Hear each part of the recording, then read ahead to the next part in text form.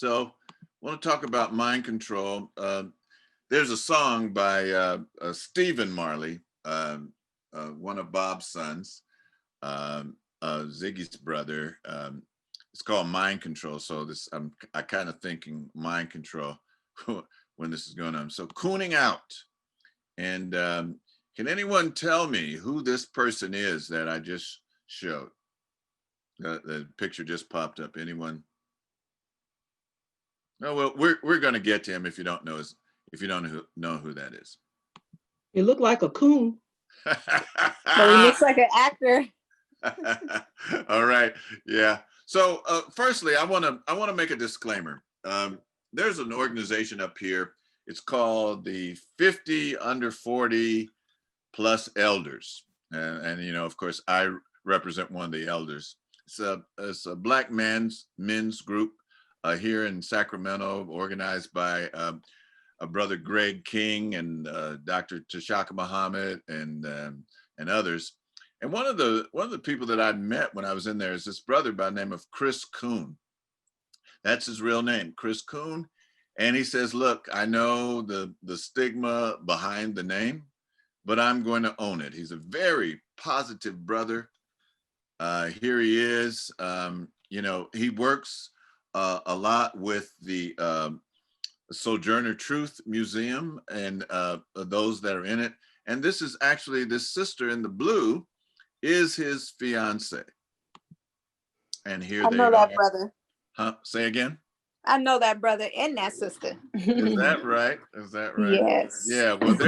Well, they're great people. You know, this is Shona's sister, Shona of Sojourner Truth Museum, and Chris. So they're just fabulous people. So I do not want, you know, by using the word coon, I'm just going to say this brother is not cooning. You know, he's when we think of that, you know, he's just a great person. Let me see. Somebody's put something in the chat. Let me just check it out. Good evening. Thank you. Hey, Shanita, how are you? All right. So, and he was also part. So here in Sacramento, they have this thing called Men of Honor, and they recognize brothers from all across the city that are doing positive things. And so last year, he was a part of the Men of Honor. So he's a great role model for people. He does poetry. He's just a good person. So I want to make that disclaimer. But you know, I posted this meme on Facebook, and it got me kicked off of Facebook for like 3 days because I posted this. I'm trying to find a cure for cooning. You know, kind of like Chris Rock. You know, well, I'm not going to go into that. Never mind. Yeah, but I'm trying to find a cure for it, sisters and brothers. Netcharu. Now, Dr. Asa Hilliard, one of the great African-centered scholars of the 20th and 21st century. When I met him, he was the Dean of Education at San Francisco State. He was installed in Ghana, and he received this title, Nana. Nana is a title of reverence among the Akan people. Balfour Amanak Watia the second. So he has that name, but he puts this in. He's the person that reintroduces the book Stolen Legacy in 1976 through Richardson Press. Richardson Press, of course, is Marcus Bookstore. And this is what he says in the introduction. He says, mental bondage is invisible violence. Formal physical slavery has ended in the United States. Mental slavery continues to this present day. This slavery affects the minds of all people, and in one way, it is worse than physical slavery alone. That is, the person who is in mental bondage will be self-contained. Not only will that person fail to challenge beliefs and patterns of thought which control him, he will defend and protect those beliefs and patterns of thought with his last dying effort. So when I recommend people the book Stolen Legacy, and there are a lot of different versions of there, I always encourage them to one, get one that's the Richardson Press, because it has Dr. Asa Hilliard's introduction, and it has the biography of Dr. George G.M. James, the author. I also encourage people to get the version that's done by our own at WOSE, Dr. Manu Ampim. He has a version of it as well, and he addresses, he kind of gives an update to some of the things that were kind of missing in the original version.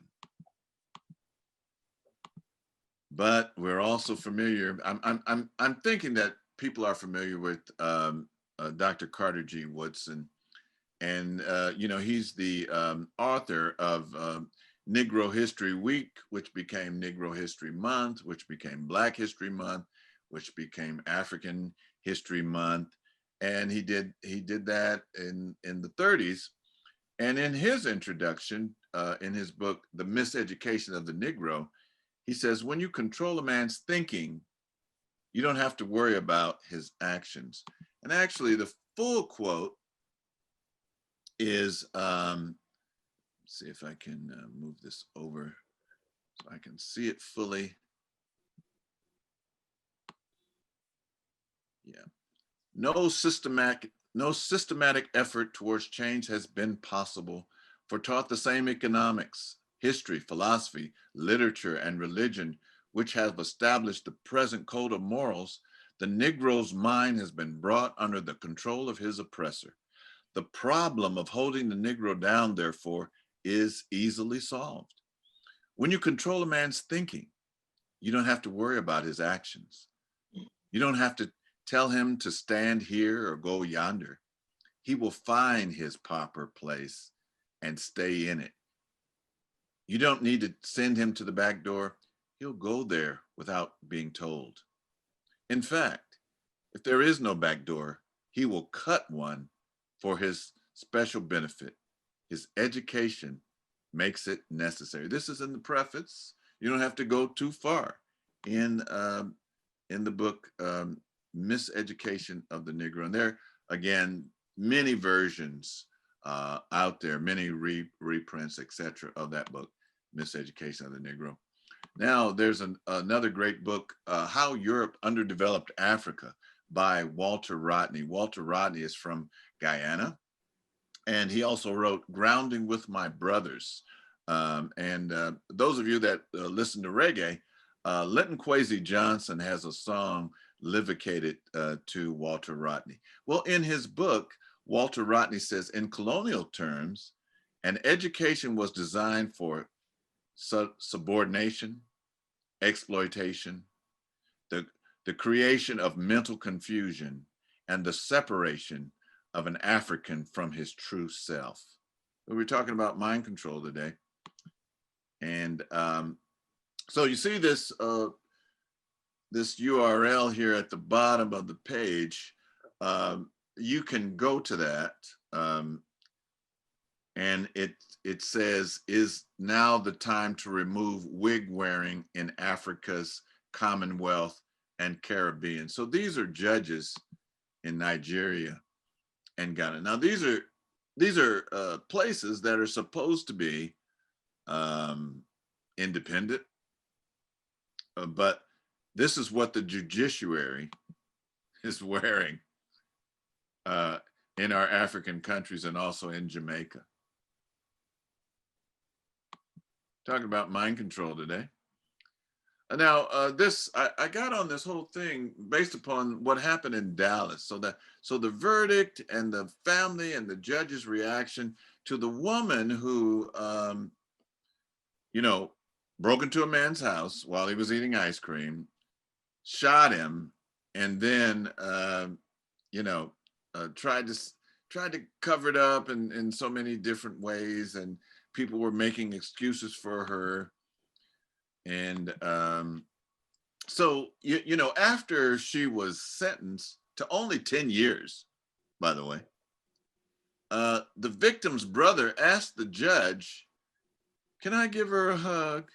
And then the judge said, well, sure. And then she went down and hugged her and then handed her a Bible. And, before the case, here's the bailiff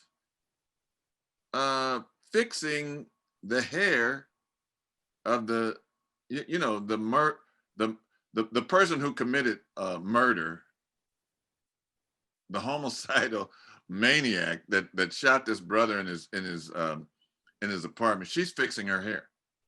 So and then here's Eric Gardner being choked out, and Dylan Roof.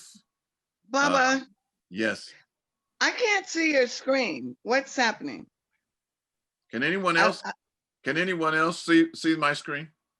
Yeah. I see it very I well. can see it. I can too. I'm Huh. sorry. I'm sorry, Ngina. I'm not sure what I can do. And I don't either, so I'm listening. Carry on, Bubba. Okay. Well, Okay. Thanks for speaking up, folks. Francis Welsing. And here, people would take poses after they would lynch people. They would gather around for a photograph, and it's not the same type of photograph that we have today, where everybody's taking pictures all the time. To take a photograph was a major event.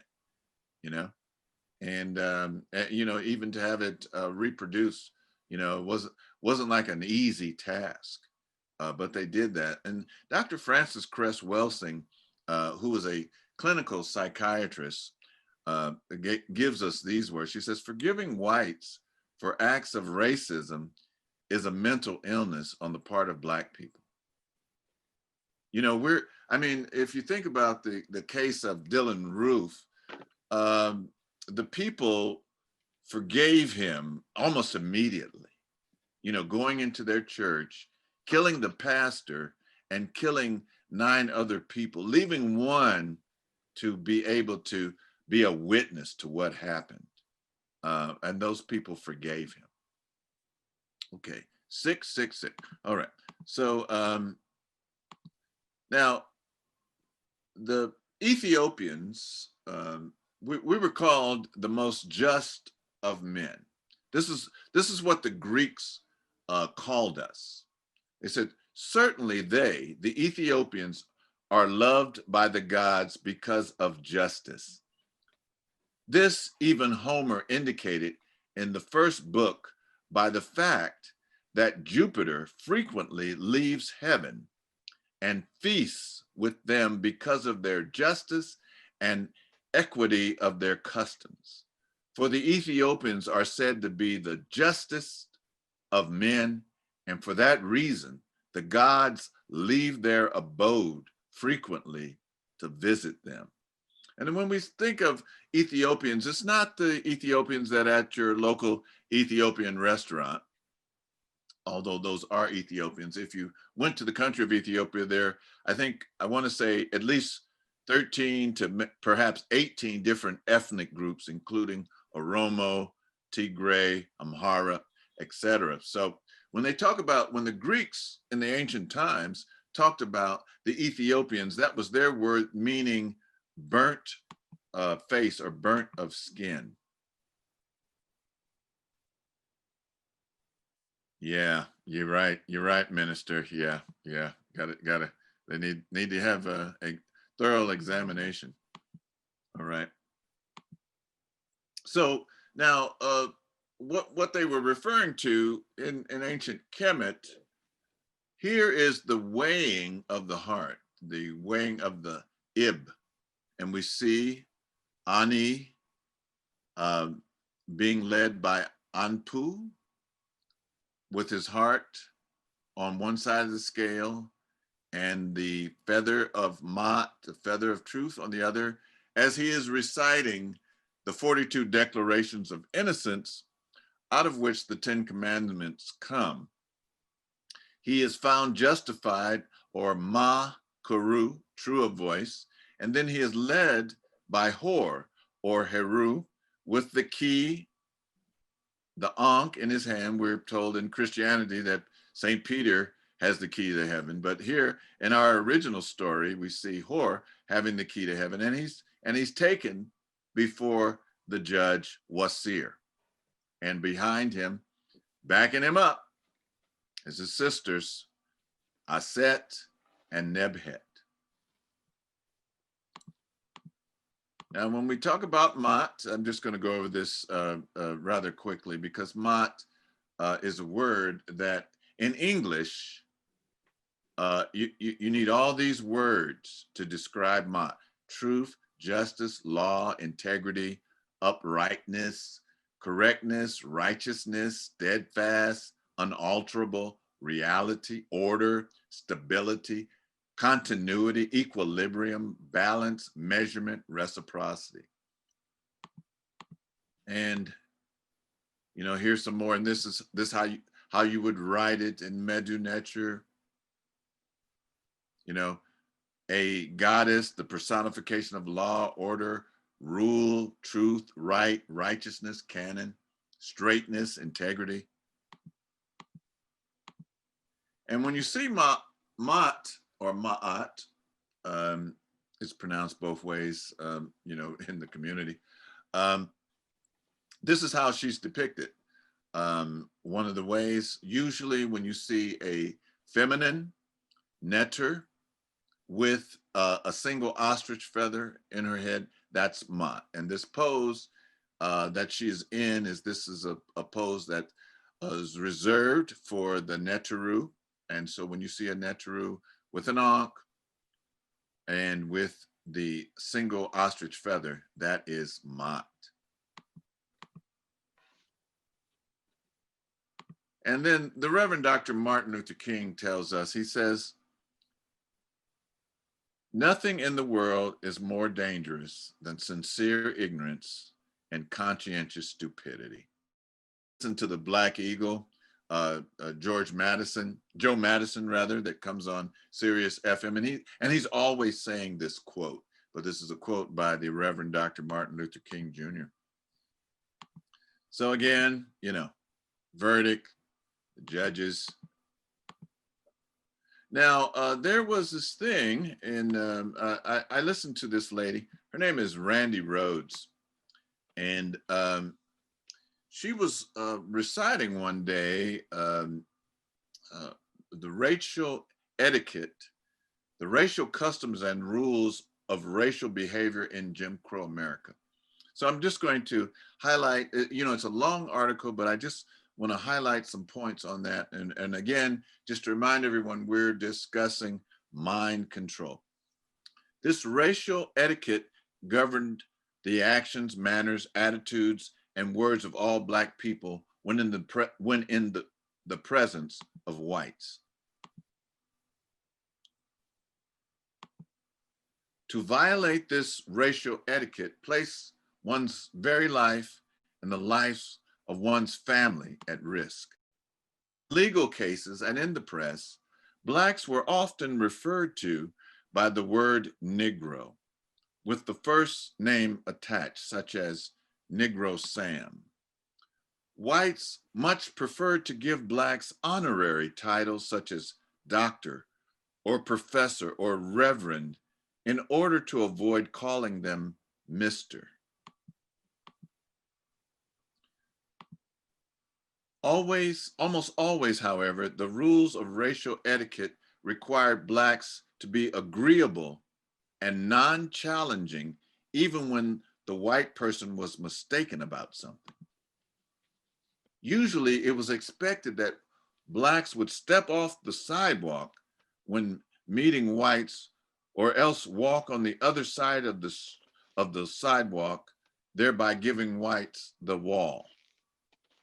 And I have a friend, I'm not going to call his name, but he's originally from Mississippi, and he grew up there, and he's a little bit older than me. And he said, man, I would walk on the sidewalk and I would knock him off the sidewalk. He left Mississippi when he was 18, and then he spent a lot of time in California, in the Bay Area and in Sacramento. And then he he for some reason he moved back and he hated it. And now he's relocated back to California. Under no circumstances could a Black person assume an air of equality with whites. Black men were expected to remove their hats, their caps and hats when talking with a white person. The whole intent of Jim Crow etiquette boiled down to one simple rule: Blacks must demonstrate their inferiority to whites by actions, words, and manners. Laws supported this racist code of behavior whenever racial customs started to weaken or break down in practice, as they did during the Reconstruction era. When the laws were weakly or slowly applied, whites resorted to violence against Blacks to reinforce the custom and standards of behavior.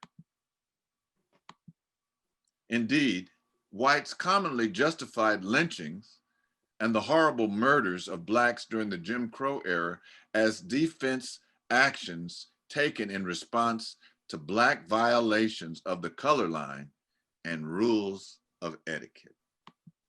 So there's a reason why that we are eating the General's fried chicken. Some of you may remember that movie, Undercover Brother, and Billy D. Williams was playing a character kind of like Colin Powell, and he had been given this special formula chicken by some racists, and he started cooning. And so there is a reason why it just didn't happen. We were molded this way. We were made this way, that we were under mind control. I have a friend, I'm not gonna call his name either, but we grew up in the same area in West Oakland. And as a matter of fact, he grew up in the house behind my grandmother, but I didn't know him and his brother until I moved up here. And we talk all the time on the phone, and I'll call him and he'll pick up the phone and he'll say, "Negroes for Trump." You know, he has a great sense of humor. But here are some Negroes for Trump. This was a group of Black young people for Trump at the White House. Look at this brother here. He's just so tickled. You know, he's glad that Trump has put his hand on his back and says, "Good boy." And then you might notice this sister in the back. She's just grinning. So she's just so happy to be there. And look at this brother here. I mean, you remember that movie? I can't think of the name of it. Oh, Get Out. Get Out. You know, when they were given the brothers, the Black people, the lobotomy. I think that's must be what happened. Why they're wearing these hats to cover up their lobotomies. Look at that guy. He's just so happy to be there with Donald Trump. Must I add, Minister Imhotep? So having an acting background, I've seen posting about needing extras for Trump rallies. So that's another form of mind control. We think everybody and everything is real. And sometimes these are people who are getting paid in Cooning to get paid to actually be and smile and act like they're Trump supporters where they really don't care. But yeah. Nice, Sally. Thank you for that. I you know, I had heard that, but I'm so glad, you know, that you're an actual witness of that. Yeah, I've heard that before, but thank you for confirming that. Thank you for confirming that.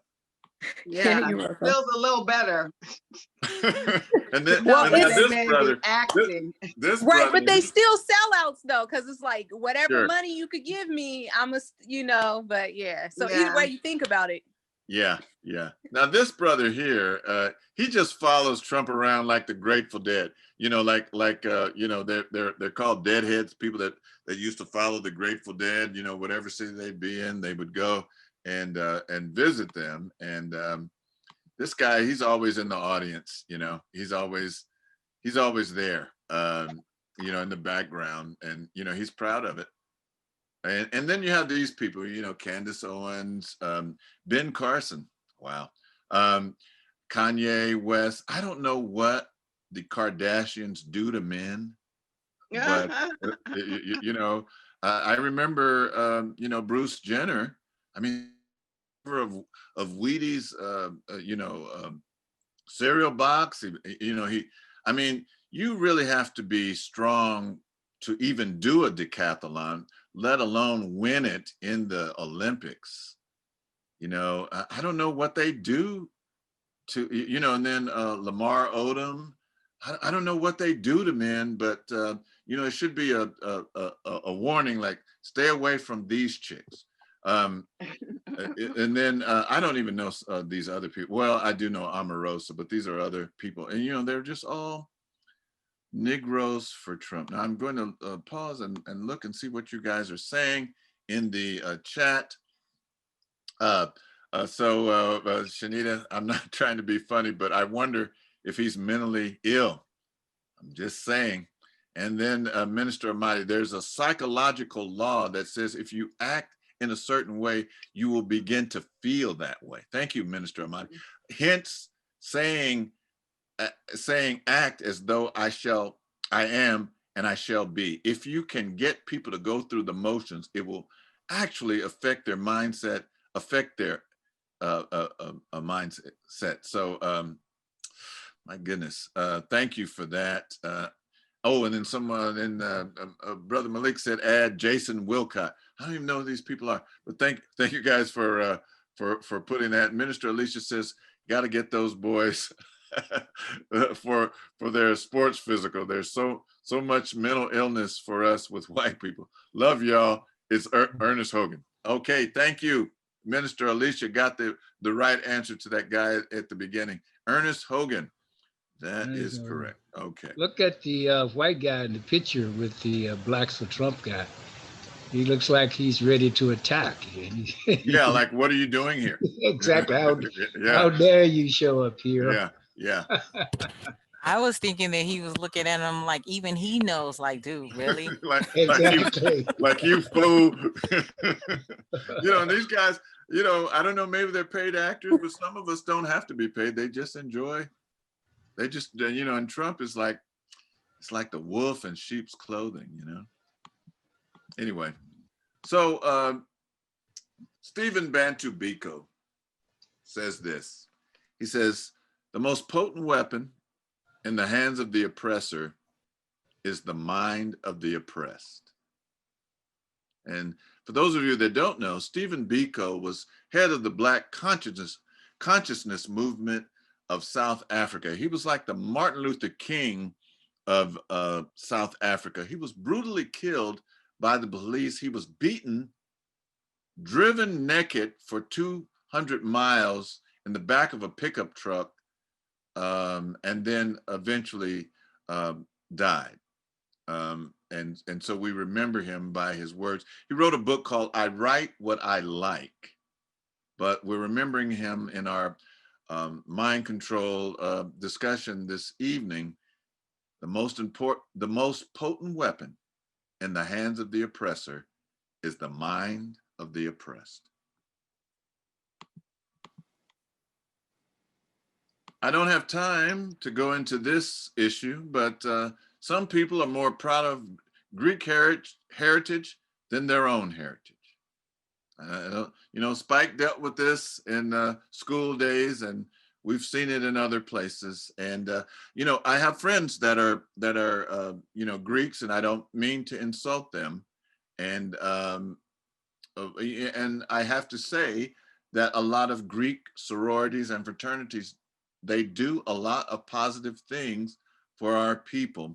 It's just a cultural thing. And in Stolen Legacy, Dr. George Jim James addresses this phenomena, but I'm not going to dwell on it. I'm just going to keep going. And as was said earlier, some just want to get paid.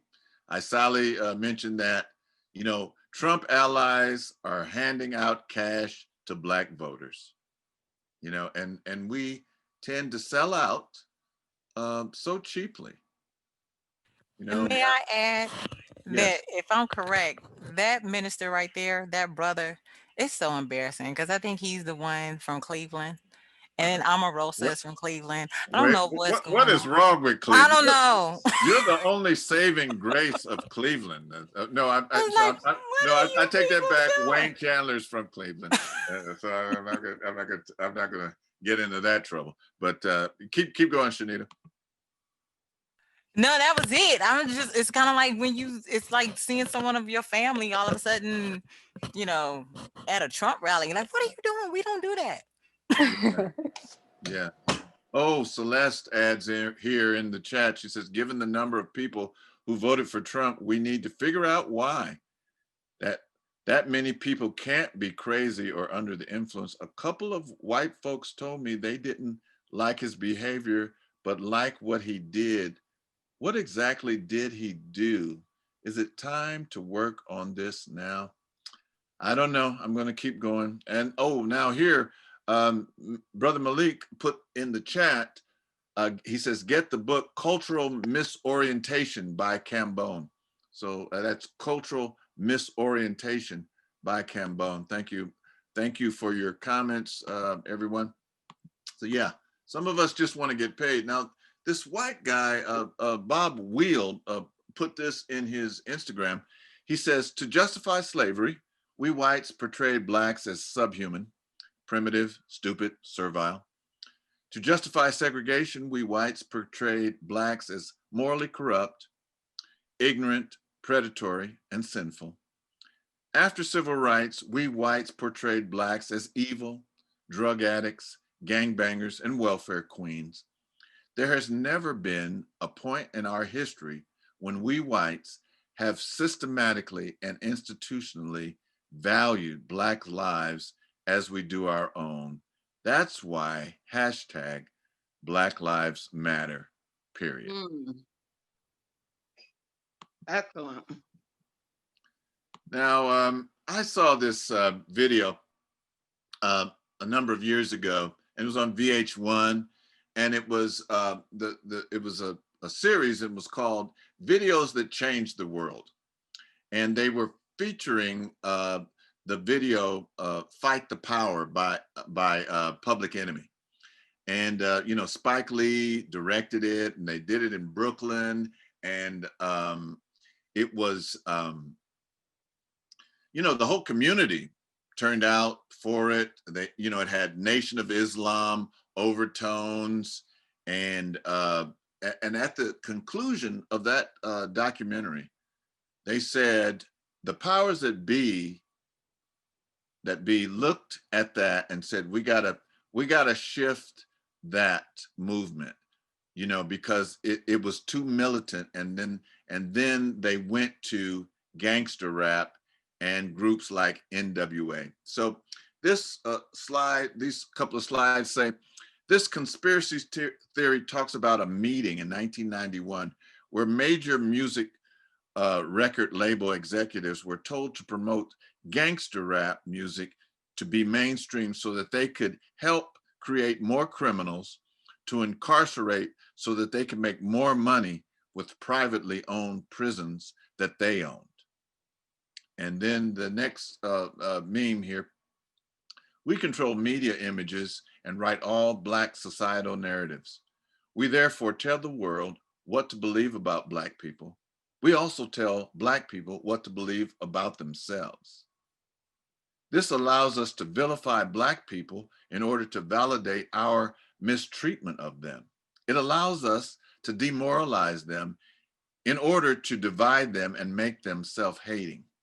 Our control over their image also allows us to negatively steer Black culture. Talking about mind control.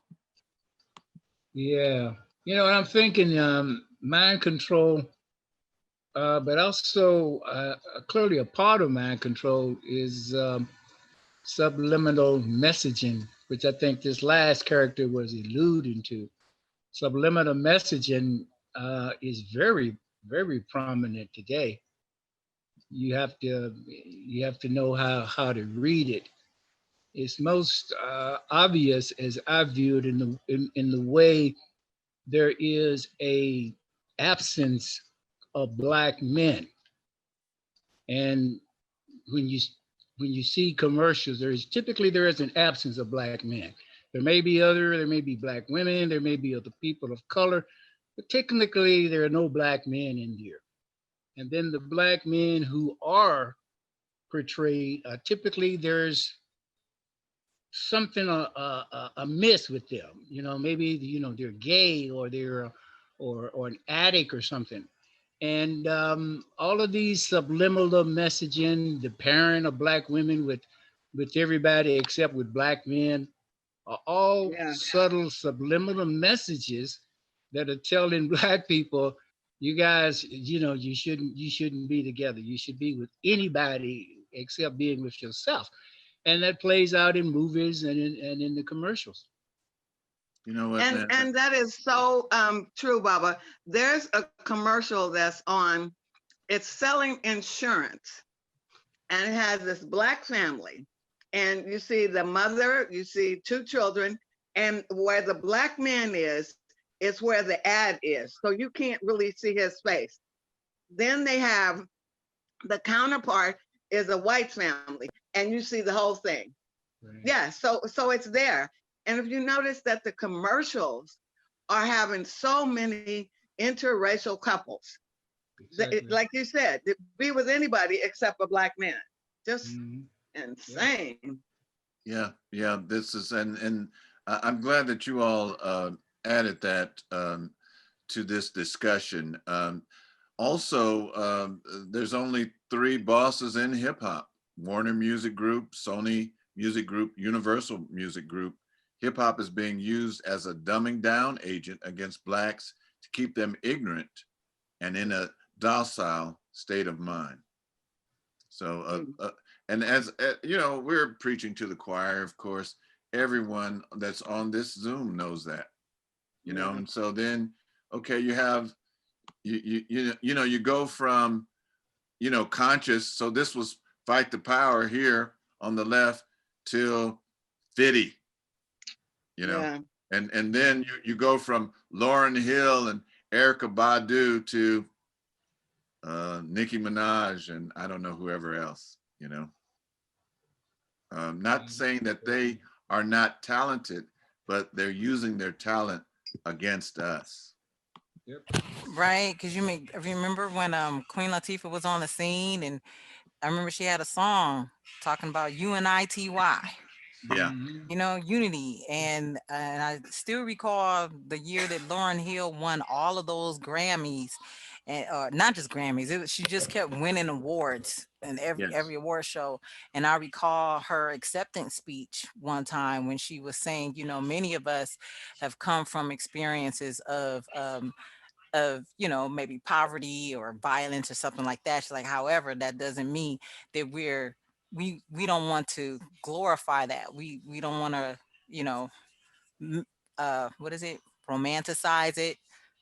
and you could tell that it rubbed people in the audience a particular way because she was telling the truth. But then we don't see any more Lauryn Hills. Yeah, I loved Lauryn Hill's follow-up to that, which was the Lauryn Hill Unplugged, and particularly the Mystery of Iniquity, and I Get Out of All Your Boxes, and Jerusalem. There's a video that goes on with that, and she was married to one of Bob's sons, Rohan Marley, and at times he's playing the drums in the background, and she's just playing acoustic guitar very well, by the way. And it was not a commercial success, I don't believe, but it was certainly a very thought-provoking, and really I'm gonna, I don't get any residuals or any anything for it, but I would recommend that you go and get Lauryn Hill Unplugged. Now, my children, grew up on, the miseducation of Lauryn Hill. Back in the day when they were growing up, I had a cassette player in the car, and I played that over and over. And Baba Gregg is the one that told me. He came up and he spoke at Wose Sacramento, and I was just into reggae, and he told me, he said, man, every cut on that album is good, and he was right. Every song on Miseducation of Lauryn Hill is a smash, and it's also very thought provoking. So I'm glad that you said that, Shanita. That's yeah. Um, Lauren was One quick comment, Baba. sure. I don't know if anybody remember, it's been since the pandemic, but what's that lady? Beyonce. And I don't follow her. I really can't deal with her. I mean, her body, she's just too much. But she had a movie that came out a few months ago, and it was called Black King. And when the movie came out, I was like, oh my goodness, I want to see this. I'm not into Beyonce, but I want to see this. And she used some of our history in such a derogatory way. She took the whole, and see, the reason I thought it might be interesting is because they showed her holding the black baby up, and then they showed her in clothes that covered her body. But then when you looked at the movie, it was her singing, and she had some other people in there with cat suits on. Then everything she wore, a lot of the stuff she wore was the same thing, with her chest out and with her legs. But then she took our history.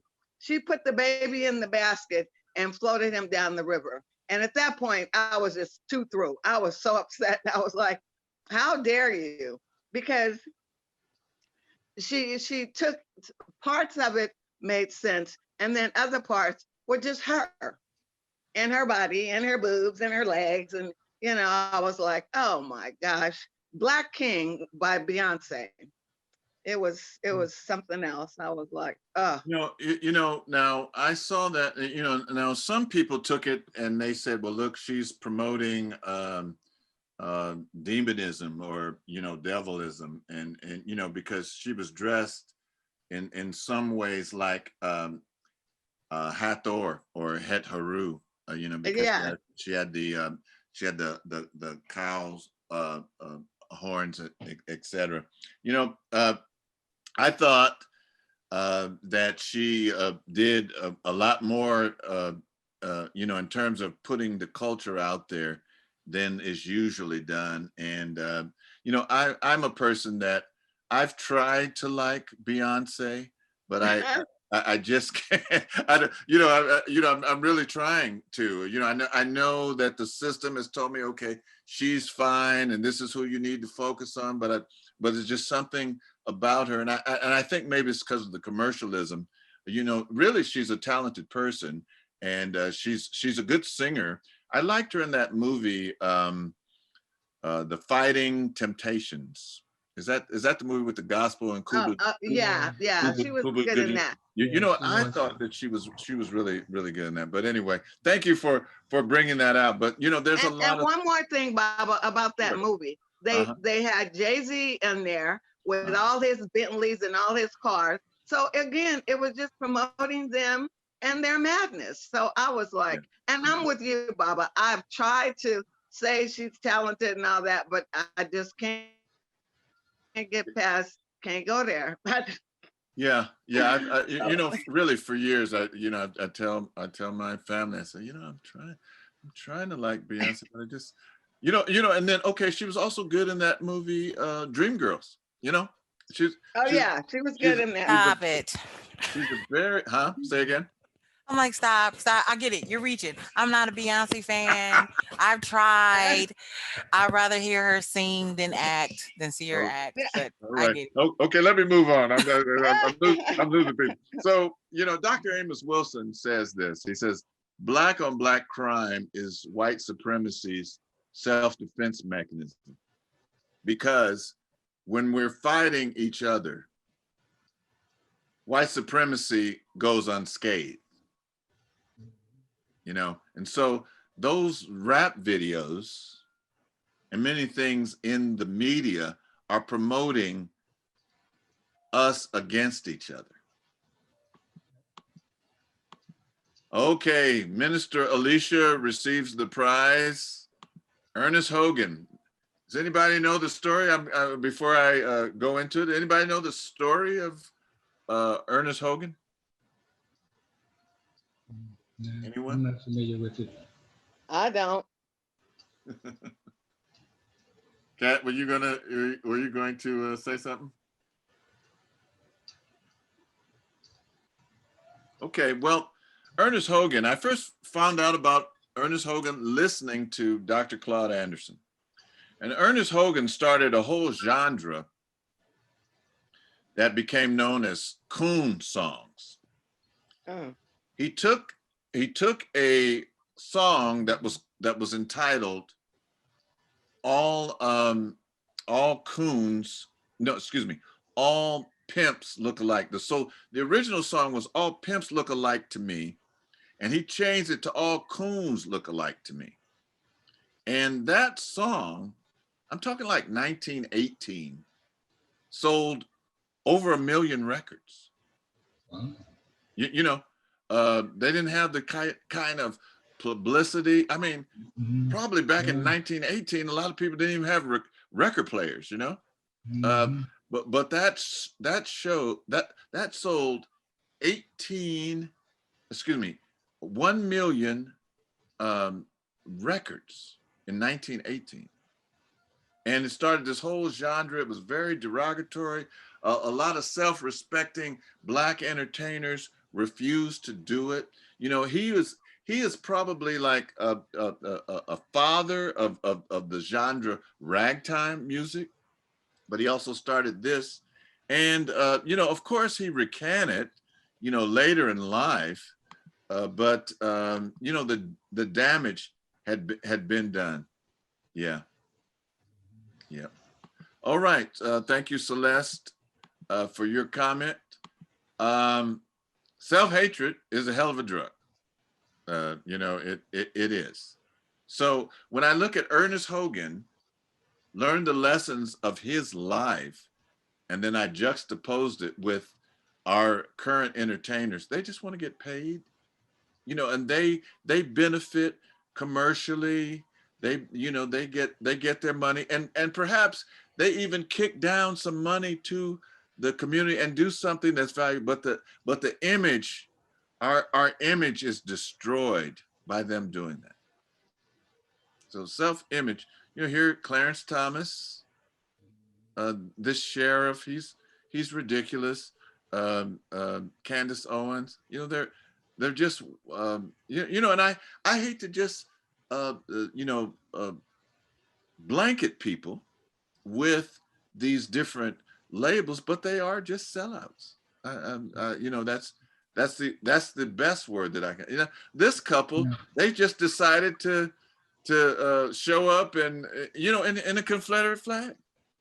You know, not. I mean, do they know the history of it? You know, you know, why would they do that?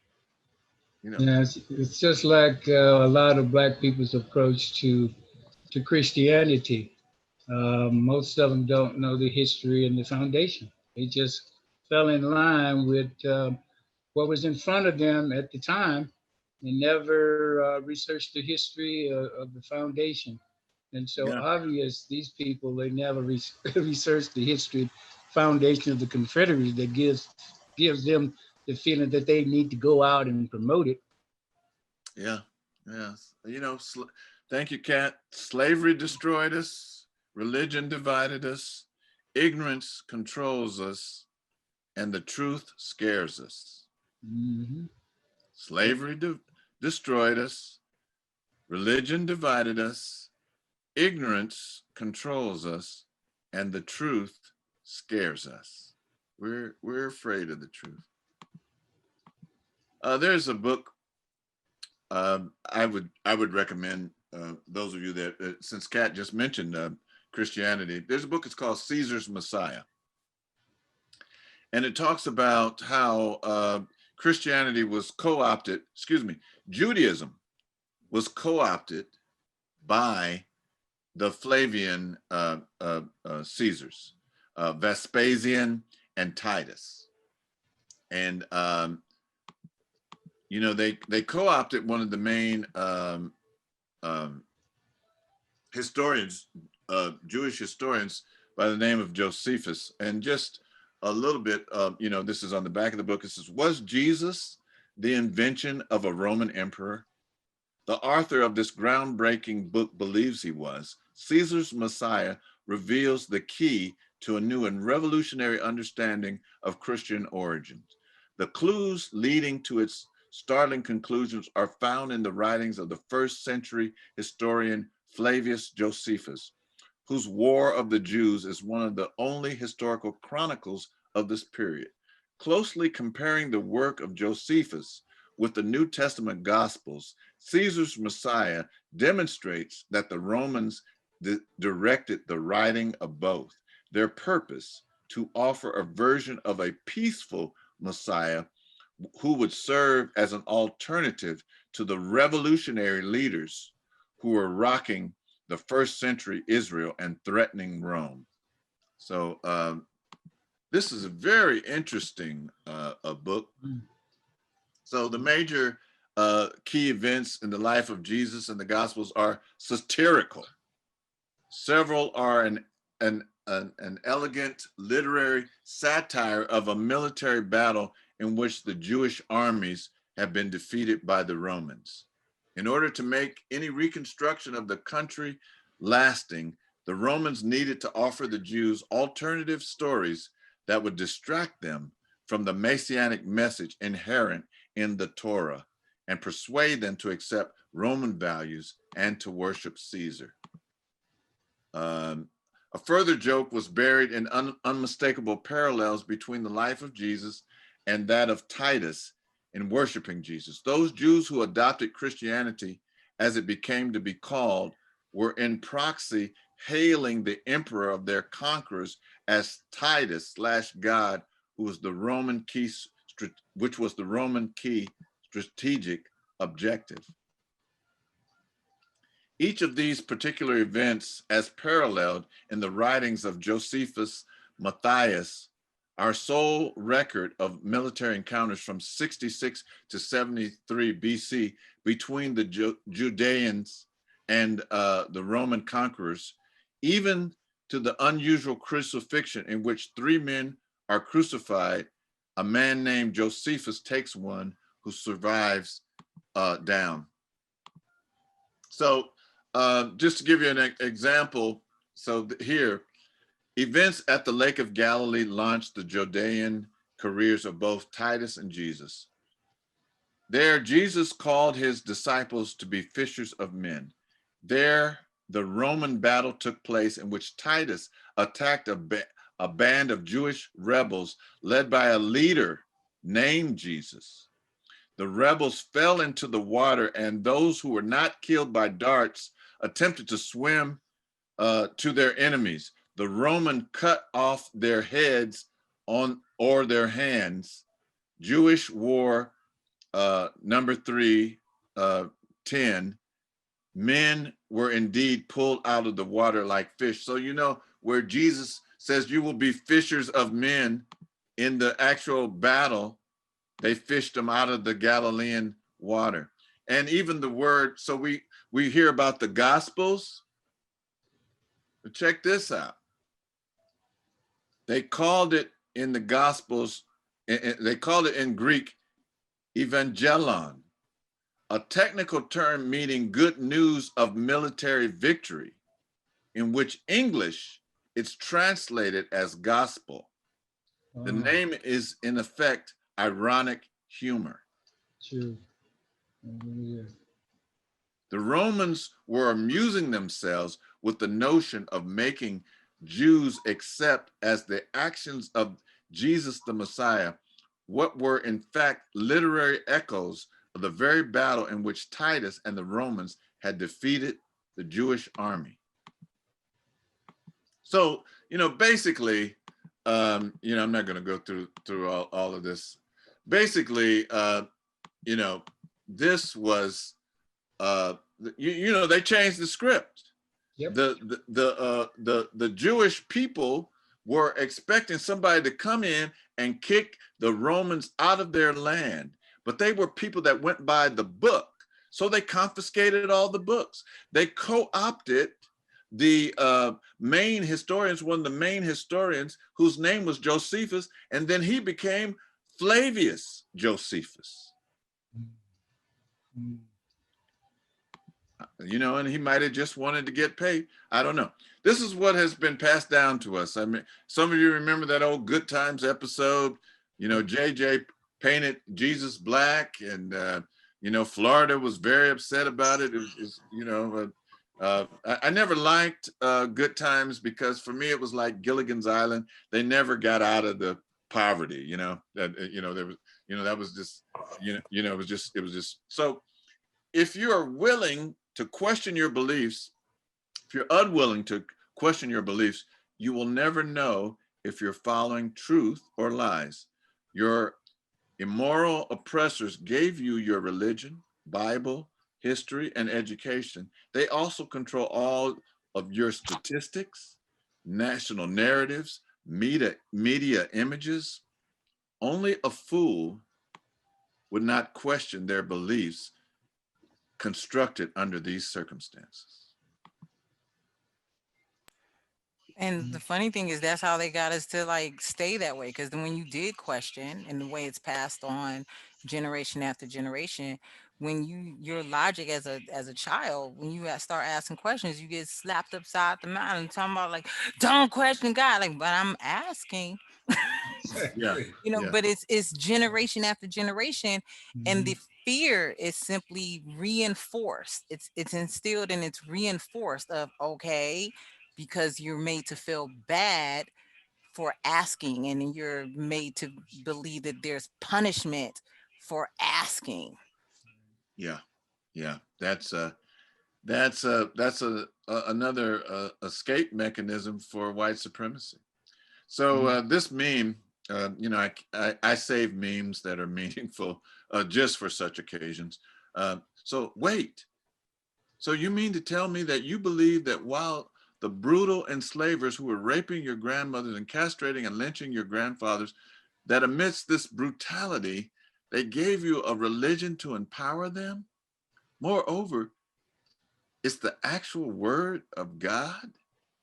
Critically think. Do you really believe that someone that could do this to you would turn around and give you a religion that empowers you? Really? Said mind control with his grip tightened. Doctor, thank you. Yes, Dr. John Heinrich Clark, he says, how can a slave and a master both serve the same God? They both of them expect their prayers to be answered by the same God. How is that possible? Could I say something, Minister Imhotep? Yes, you can, Brother Damani. Yes. Brother Damu. I'm sorry. I'm sorry, Damani. I read your name wrong. Hey, man. Hey.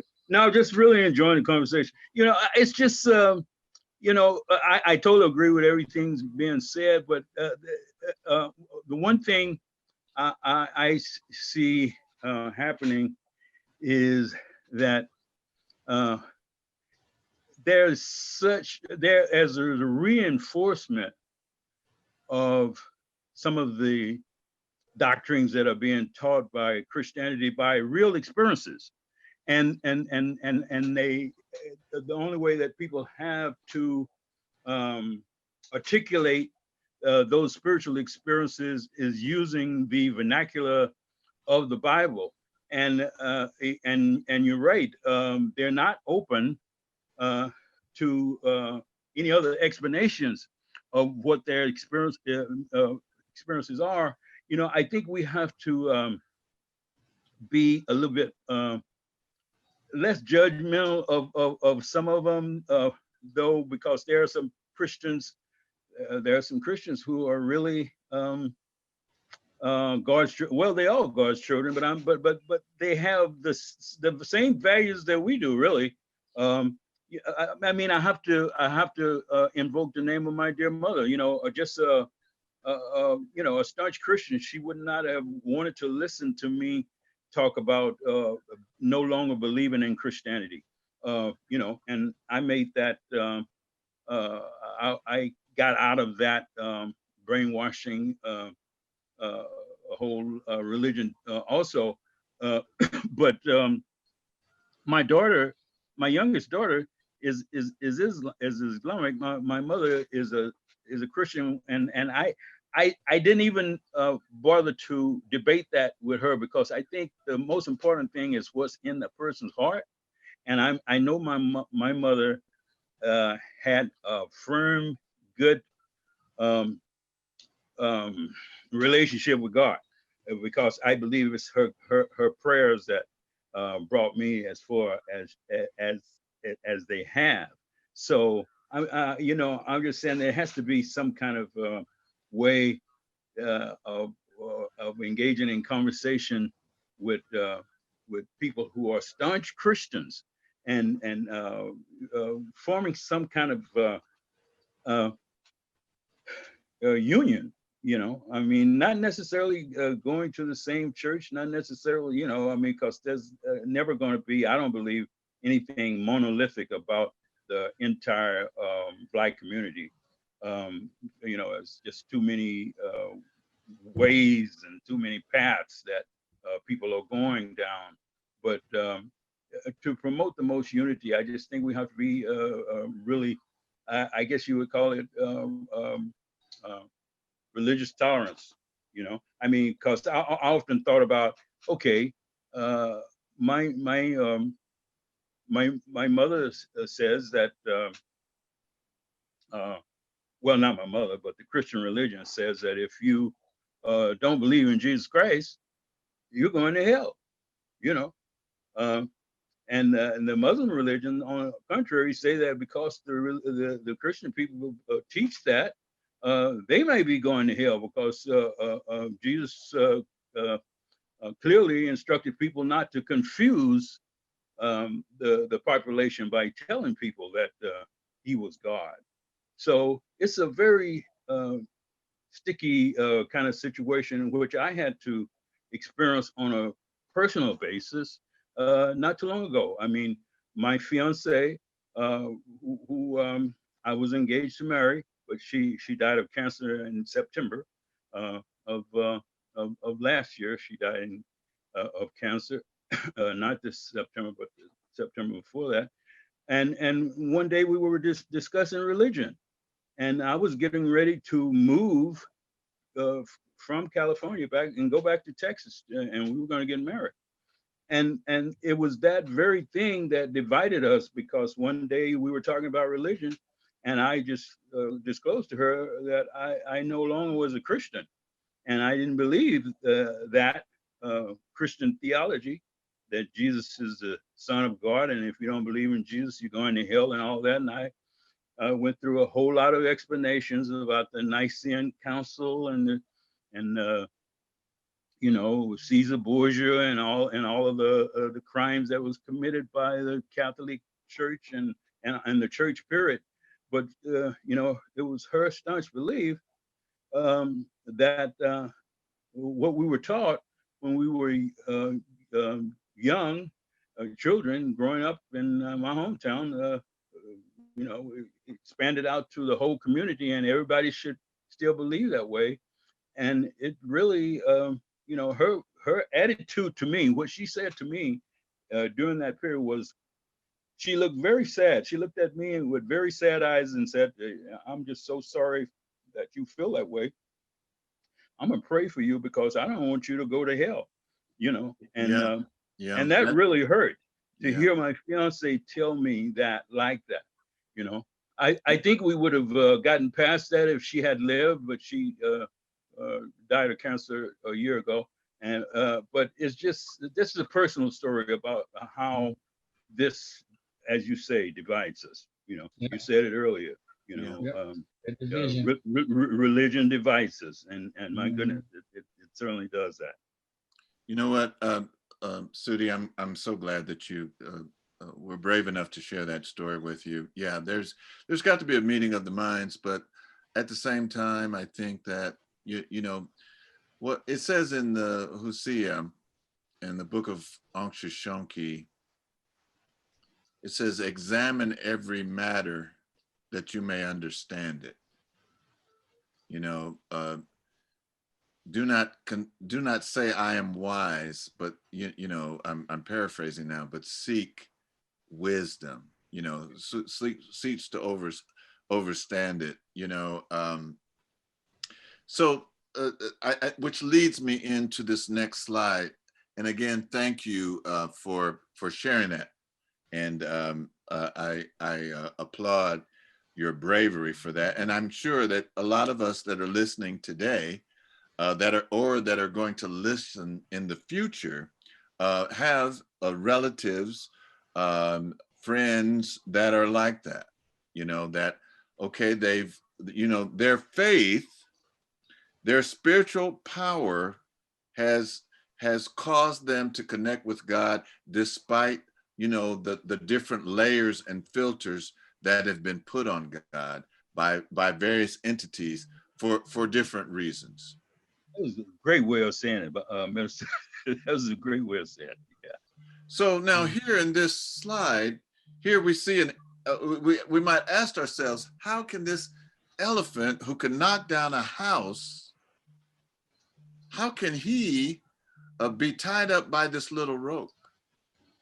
And the answer is, when he was a baby, he was tied up by a chain that he couldn't break. And over time, he was massaged into, he was convinced that he could not, you know, he could not break that simple rope. Remind them to be subject to rulers, to authorities, to be obedient, and to be ready for every good deed. This is from Titus. You know, we just told you who Titus was, one of the Caesars. And Titus, the book of the New Testament, 3rd chapter, 1st verse. And then in this next slide, going into Galatians 3:22-23, God condones slavery. Slaves, obey your earthly masters in everything, and do it not only when their eye is on you, and to curry their favor, but with sincerity of heart and reverence for the Lord. Whatever you do, work at it with all your heart, as working for the Lord, not for human masters. This was put in, this safety net to keep you from rebelling was put in by the Roman Caesars. Yeah, that was one of the favorite verses the slave master used to read to the slaves. Yep. I'm gonna, we don't have much time, and so we got about 7 minutes. I'm gonna try to get all this. I want to thank everyone for the comments and sharing, both written and verbal. Dr. Amos Wilson gives us this analysis. He says that behavior is controlled by its consequences. Behavior that brings good consequences tends to be repeated and increased in frequency and probability of occurrence. Behavior that is followed by negative consequences tends to be decreased or eliminated. Very simple, but very powerful principle. Manipulating reward and punishment to shape behavior. Providing or withholding food. Electric shocks in order to bring about particular changes in behavior. We are the rat. So he was talking to his, you know, he was a psychology professor, and so he was telling his African-American students to don't look at yourself, when you look at these experiments, don't look at yourself as the experimenter, look at yourself as the rat. You know, that is really what is going on. And so he says, in controlled environments, you can make the rat do anything. Stand on 2 legs, roll over, be aggressive. And then he asked the question, who controls our water? Who controls our food? Who controls our shelter, our clothing, transportation, etc.? I just want to get paid. All right. Negro, well, the thing to remember about people like these is they don't represent the African-American people. Nope. Those of you that grew up in the Bay Area, you might remember a man called Dr. Khalid Abdullah Tariq Al Mansour. Yep. And he had a guest. He had a guest tape that he played a lot of times on his show. It was by Lewis Clayton Jones. And one of the things that Lewis Clayton Jones said, he says, just as beggars can't be choosers, neither can they be leaders. Just as beggars can't be choosers, neither can they be leaders. So past this prologue here, then slavery, now the police, then, you know, leading people in chains of slavery, now, you know, prisons for profit, then people on the auction block, now are Black people in court. Okay, we're gonna conclude as we began. Mental slavery, mental bondage is invisible violence.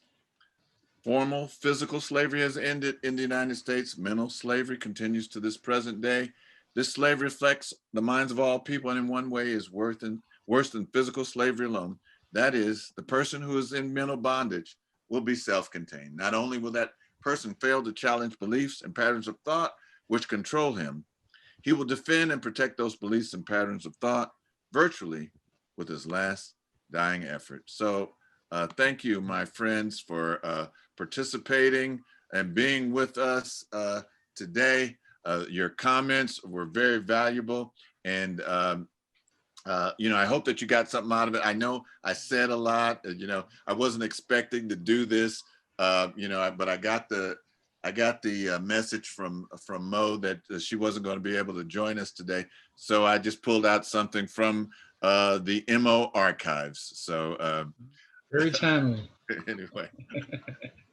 Very good, Baba. Very timely. Great presentation, Minister. Yes. Excellent.